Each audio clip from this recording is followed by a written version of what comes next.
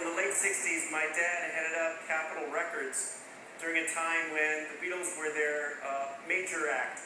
There's also a time when the Beatles were starting a new record label called Apple Records. I have some memorabilia from that era. Here's your father, Yeah. Paul, and who's this guy? Yeah, that would be me. Yeah. And what's great about this photograph as well is it's actually signed by Paul. And it says, "Love from the Cincinnati District." So he's making a little joke about his jacket. Just great. So, what are these for here? Well, this was from a box set that my dad brought home, I think advertising the release of Apple Records. So it was a promotional set. It used to come in this really nice plastic box that contained these 4 different folders. But the boxes, since I have all the pieces, but they're in shards now.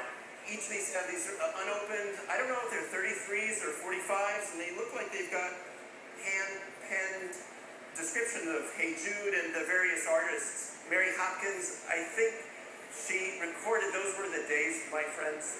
What's pretty fascinating about this, the cover of the box here, it's to your father, Yeah. our first 4. They had a very close relationship, obviously, with your father. Here's a great photo of them with your dad. These 4 records represent the very first release of Apple. We have this side is Revolution, the Beatles, other side, Hey Jude, the Beatles. And it's handwritten, as are all of these. Pretty amazing stuff, and obviously custom made. Also, you have this wonderful letter here, which is basically a thank you for the gifts that your father sent to them. And it's dated January 21st, 1970. And what's pretty amazing about that is that literally 3.5 months later, the Beatles are no more. And at this point in their collective life, it's pretty contentious. They're really not talking to each other much. And none of us here had seen something signed by all 4 of them dated 1970. It's incredibly rare. Stuff like this is quite unique. And it's colorful, it's in beautiful condition. Unfortunately, the box has been destroyed, but the records are pristine.